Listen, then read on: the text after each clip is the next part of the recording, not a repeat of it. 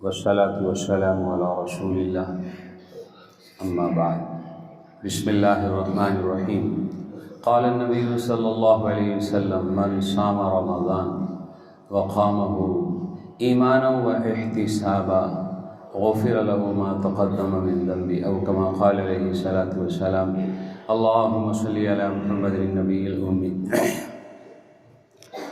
اللہ پاک کے بڑے انعامات روحانی جسمانی، ایک انعام یہ روحانی طور پر ہوا ہم سب پر کہ اللہ رب العزت نے وہ مہینہ ہمیں دیکھنا نصیب کیا جس مہینے کے بارے میں جناب نبی کریم صلی اللہ علیہ وسلم دو مہینے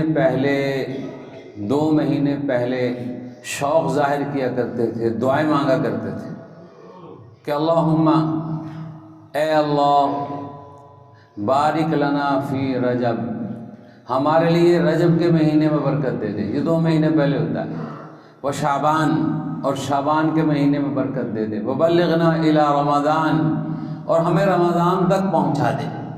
تو اللہ تعالیٰ نے ہمیں وہ رمضان تک پہنچا دیا، اس پر سب کہیں الحمدللہ۔ روحانی نعمتوں میں بڑی نعمت ہے، روحانی نعمت جس کی برکتیں اللہ دنیا آخرت دونوں جہان دکھاتے ہیں۔ اللہ تو بڑے ہی مہربان ہیں، اللہ بہانے تلاش کرتے ہیں میں اپنے بندوں کو کیسے معاف کروں، تو وہ معاف کرنے کے بہانے فرمائے رمضان کی ہر رات میں اللہ کی طرف سے منادی ندا کرتا ہے یا باغی الشر اقصر، او شر کے تلاش کرنے والے اب تو رک جا، یا باغی الخیر اقبل، بھلائی کے تلاش کرنے والے آگے بڑھ، شاباش آگے بڑھ، تو بھلائیوں کی طرف آ جاؤ۔ یعنی بار بار اللہ کی طرف سے منادی ندا کر رہا ہے، ندا دے رہا ہے، شر کے تلاش کرنے والے، گناہ کرنے والے اب تو رک جا، اللہ کی رحمت کا مہینہ آ گیا، شہر اللہ، اس کو کیا کہا؟ اللہ کا مہینہ ہے، یعنی اللہ کی رحمتوں کا مہینہ، برکتوں کا مہینہ، فضیلتوں کا مہینہ۔ تو اتنی فضیلتیں، برکتیں اتر رہی ہوں، رحمتیں اتر رہی ہوں، پھر بھی آدمی گناہ کی طرف لگ جائے۔ تو فرمایا روزانہ اللہ کی طرف سے ندا ہوتی ہے، حل من سائل، ہے کوئی منگتا سوالی، میں اس کے سوال کو پورا کروں، حل من مستغفر، ہے کوئی مغفرت مانگنے والا، میں اسے معاف کر دوں، کیونکہ معافی مانگے میں اسے معاف کر دوں۔ تو اللہ تعالیٰ کیا ہے اعلان کر رہے ہوں اور ہم توجہ نہ دیں۔ جیسے کوئی شیرینی بانٹ رہا ہو نا، تو کوئی آئے نہ لینے، اسے غصہ آئے گا میں شیرینی بانٹ رہا ہوں، مفت میں دے رہا ہوں، کوئی آئی نہیں رہا، تو ایسے بھائی اللہ پاک کو بھی تو غصہ آئے گا کہ اتنی رحمتیں مل رہی ہوں، تو رحمتیں لینے کا ذریعہ اللہ کے احکامات رمضان کے حوالے سے ان کو پورا کیا جائے، اللہ کی طرف سے رحمتیں برکتیں آئیں گی۔ یہ وہ مہینہ ہے اللہ تعالیٰ سرکش شیاطین کو قید میں ڈال دیتے ہیں تاکہ میرے بندوں کو یہ نہ ورغلائیں، اس لیے رمضان میں گناہ بھی کم ہوتے ہیں، سرکش شیاطین قید میں ہیں۔ اور یہ اللہ کی رحمت ہی کی نشانی، اللہ تعالیٰ جنت کے سارے دروازے کھول دیتے ہیں، پورا مہینہ کھلے رہتے ہیں، جہنم کے دروازے بند، یعنی کہ جنت میں آنے کے بڑے راستے اب کھل گئے ہیں۔ تو ایک بڑا راستہ کیا ہے؟ رمضان کے روزے ہیں، رمضان کے روزے۔ فرمایا ایک روزے کا بدلہ کہ جنت میں محل اور موتی کا ایک خیمہ ہوگا، ایسا خیمہ دنیا میں کسی نے نہیں دیکھا ہوگا، وہ کسے ملے گا؟ اس کے اندر حور العین، ایک ایک روزے کے بدلے میں الگ الگ ملے گا۔ باقی جو عمل کرے گا وہ تلاوت کرے گا، دعائیں مانگے گا، استغفار کرے گا، صدقہ و خیرات کرے گا، زکوٰۃ دے گا، اس کا اجر الگ۔ یہ تو صرف ایک روزے کا بدلہ ہے۔ تو بھئی رمضان یہ برکتوں والا مہینہ آیا، برکتیں لینے کے یہ بہانے ہمارے دل میں جو لگے ہیں، ایک بڑا ذریعہ گناہ سے بچنا ہے، اپنے آپ کو آنکھوں کے گناہ سے بچانا، کان کے گناہ سے بچانا، ہاتھ کے گناہ سے بچانا، دل دماغ کے گناہ سے بچانا، مالی معاملات کے گناہوں سے بچانا، اور یہ دیکھنا کہیں میرے معاملات میں گڑبڑ تو نہیں، معاملات کو دیکھنا۔ ایسے ہی بندوں کے ساتھ حقوق العباد کے حوالے سے دلوں کو صاف کرنا، یہ کیا ہے؟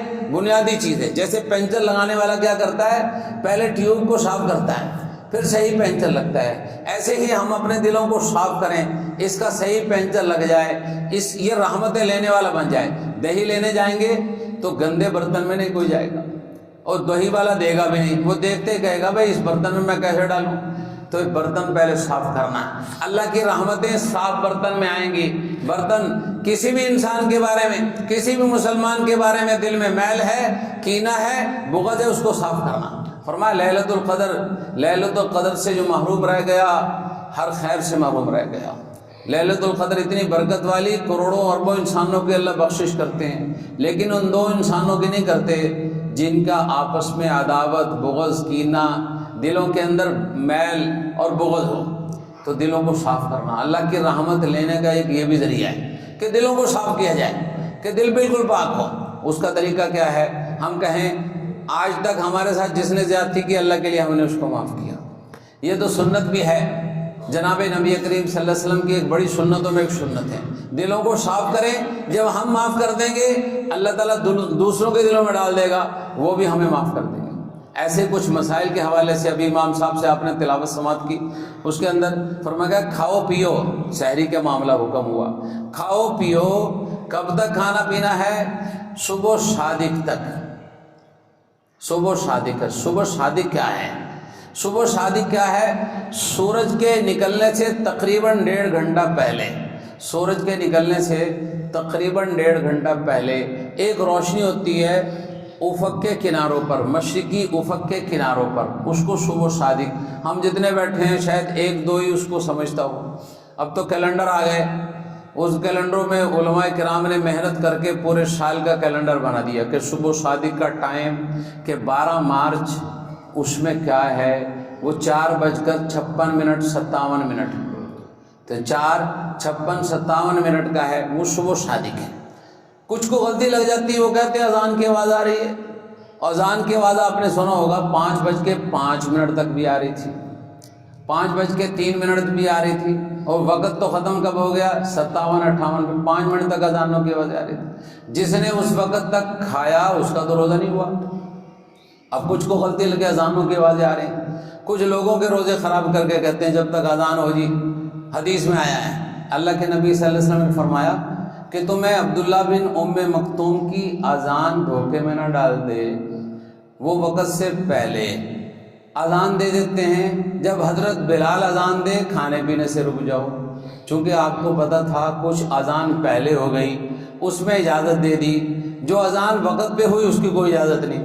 رمضان میں جتنی اذانیں اکثر وقت پہ ہوتی ہیں، کچھ اذانیں 2-4-5 منٹ لیٹ بھی ہوتی ہیں، لیکن اب ہم اس کو نہ دیکھیں۔ اب ہر ایک کی اذان کے بارے میں تو ہمیں حدیث نہیں ملے گی کہ اس کی اذان کو دیکھو اس کو نہ دیکھو، چونکہ وہ حدیث میں موجود ہے کہ فلاں کی اذان پہ کیا ہے دھوکے میں نہ پڑنا، وہ وقت سے پہلے دے دیتے ہیں۔ حضرت بلال وقت پہ دیتے ہیں، وہاں رک جانا۔ تو اب ہم اس کی تفصیل میں نہ جائیں، ہم دیکھیں کیلنڈر۔ وہ زمانہ تھا نہ کیلنڈر تھے، وہ زمانہ تھا نہ گھڑیاں تھیں۔ ابھی اللہ تعالیٰ نے گھڑیاں دے دی اور کیلنڈر آ گئے۔ اب بھی کوئی غلطی کھا کر 3 منٹ لیٹ روزہ رکھے گا، بالکل روزہ نہیں ہوگا یاد رکھیں۔ وہ جنہوں نے رکھے ہیں وہ قضا کریں گے پچھلے سال، جنہوں نے 3 منٹ بعد میں روزے رکھے ہیں وہ ابھی سے نیت کریں، رمضان کے بعد موقع ملے گا اور روزوں کی قضا کریں گے، ورنہ قیامت کے دن مجرم کے کٹارے میں کھڑے ہو جائیں گے، تمہارا تو روزہ ہی نہیں تھا۔ اور وہ بھی کھڑے ہوں گے جنہوں نے کہا تھا کھاتے رہو جی اذانوں تک، 10 منٹ تک اذانیں ہو رہی کھاتے رہو، وہ بھی مجرموں کے کٹارے میں کھڑے ہوں گے۔ بھائی 14 گھنٹے ہم بھوکے رہیں، 4 منٹ کی وجہ سے روزہ کے خراب کر دیں؟ قرآن کا واضح فیصلہ ہے، من الفجر کا لفظ ہے، اس سے صبح صادق مراد ہے، قرآن کی آیت، احادیث اس کی تشریح کرتی ہے۔ وہ اذان کا مطلب یہ نہیں تھا کہ اذان ہو رہی ہو ہاتھ میں جو چیزیں کھا لو، اس کا مطلب تھا وہ اذانیں کچھ وقت سے پہلے دے دی گئی، وہ مراد تھی، جو وقت پہ اذان تھی وہ مراد نہیں تھی۔ تو لہذا اذان کو تو دیکھو نا، گھڑی کو دیکھے سارے، گھروں میں بھی اس کا تذکرہ کہ کیا ہے، بلکہ کوشش کریں 4-5 منٹ پہلے ہی فارغ ہو جائیں۔ یہاں کوئی نہیں آیا کہ بالکل آخری وقت تک کھانا، کوئی حکم نہیں، احتیاط کا تقاضا ہے 2-3-4 منٹ پہلے فارغ ہو جائیں۔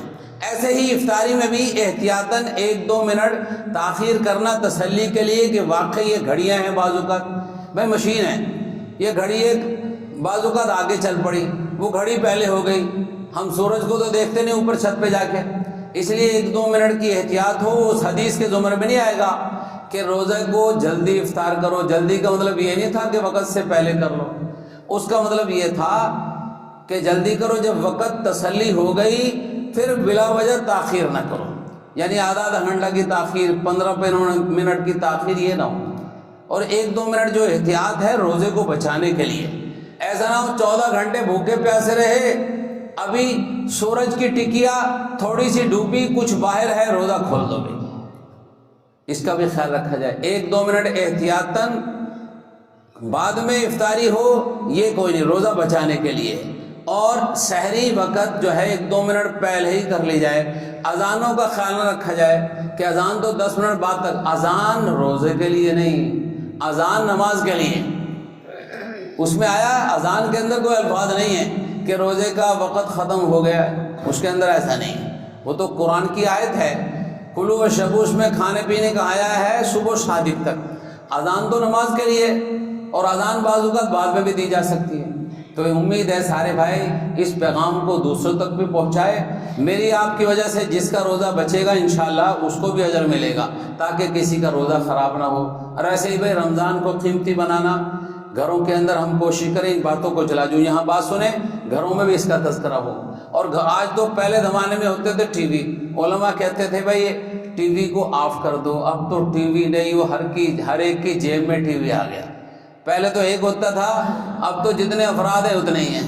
اب تو بھائی اس کے اندر سوشل میڈیا کے اندر جو وقت ہم نے ضائع کرنا ہے وہ تلاوت میں ہم لگائیں وقت۔ وہ تو کیا ہے، بندہ کہے گا خبر نامہ ہے، ٹھیک ہے جی خبر نامہ، اپنے آپ کو بھائی خبر نامہ پورا سال ہی سنتے رہتے ہیں، وہی وقت ہمارا تلاوت میں ہو۔ موبائل کے اندر بھی قرآن مجید ہے، بالکل اس پہ بھی تلاوت ہو سکتی ہے۔ بعض اوقات موبائل کے اندر جو ہے نا بے وضو بھی آدمی موبائل پہ کھول کے تلاوت کر سکتا ہے۔ علماء نے کہا اس کے اوپر جو سکرین ہے ہماری انگلی لگتی ہے، وہ براہ راست قرآن کا صفحہ نہیں، وہ نیچے طے ہے، اوپر شیشہ ہے، اس کے اوپر ایسے ہی شیشہ ہو، قرآن مجید جو ہمارے پڑے ہوئے اس کے اوپر آپ شیشہ رکھ دیں اور شیشے پہ ہاتھ رکھ دیں، اس کی اجازت ہے، وضو نہیں۔ تو ایسے ہی وہ شیشہ ہے، تو گنجائش ہے، اجازت ہے۔ آدمی کیا ہے، وضو کرنے کہے میں تکلم میں پڑھوں گا، میں چلو تلاوت ہی نہیں کرتا، نہ تلاوت کرے، قرآن مجید کھولے، دکان پہ بیٹھا ہے، کہیں گیا ہے، فارغ ہے، موبائل کے اندر قرآن مجید ہے، بالکل تلاوت ہو سکتی بے وضو بھی۔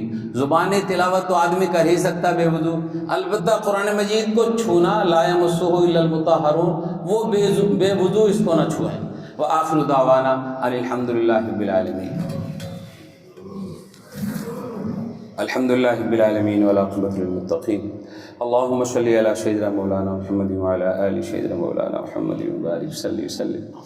یا اول الاولین یا آخر الآخرین یا ذا القوة المتین یا راحم المساکین یا حنان یا منان یا ذا الجلال والاکرام۔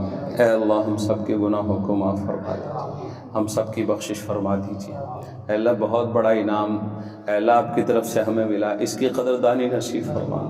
اے اللہ اہتمام سے تلاوت کرنے والا بنا، روزے رکھنے والا بنا، تراویح پڑھنے والا بنا، اے اللہ ذکر اذکار کرنے والا بنا، اپنے آپ کو گناہوں سے بچانے والا بنا، صدقہ و خیرات کرنے والا بنا، ہم سب کو داعی بنا، نیکی کی دعوت دینے والا بنا، برائی سے بچانے والا بنا، خود بھی بچیں دوسروں کو بھی برائی سے بچانے والے بنے۔ اے کریم اللہ بیماروں کو شفا عطا فرما دیجیے، جو پریشان ہیں ان کی پریشانیاں دور فرما دیجیے۔ بہت سے ساتھیوں کے دلوں میں بہت سی حاجات ہیں، دعا کا کہنا چاہتے ہیں، سب کی دعاؤں کو قبول فرما لیں۔ اے اللہ ہم سب کے والدین کی بخشش فرما دیجیے۔ اے اللہ جتنے یہاں کے نمازی فوت ہوئے، محلے دار فوت ہوئے، ان سب کی بخشش فرما دیجیے۔ اے اللہ سب کی بخشش فرما دیجیے۔ ایک دن اے اللہ دنیا میں ہم بھی نہیں رہیں گے، ایسے لوگ پیدا فرما دینا جو ہمارے لیے دعائیں مغفرت کرتے رہیں، ہم سب کی قبروں کو بھی روشن بنا دینا۔ اے اللہ کشادہ کر دینا۔ اے اللہ آخرت کی ساری منزلیں ہمارے لیے بھی آسان فرما دینا۔ اے اللہ اس مسجد کی جمیع ضرورتیں اپنے غیبی خزانوں سے پوری فرما دے۔ اس کے اندر جو ادارے تعلیمی ادارے قائم ہیں ان کو دن دگنی رات چوگنی ترقی عطا فرما دے۔ پورے علاقے کے لیے ان کو ذخیرہ آخرت بنا دے، صدقہ جاریہ بنا دے۔ جو مانگا ہے وہ بھی عطا فرما دیجیے، ہم سب کے حق میں جو بہتر ہے بن مانگے وہ بھی عطا فرما دیجیے۔ ربنا تقبل منا انك انت السميع العليم تب علينا انك انت التواب الرحيم وصلى الله تعالى على خير خلقه محمد وآله وسلم۔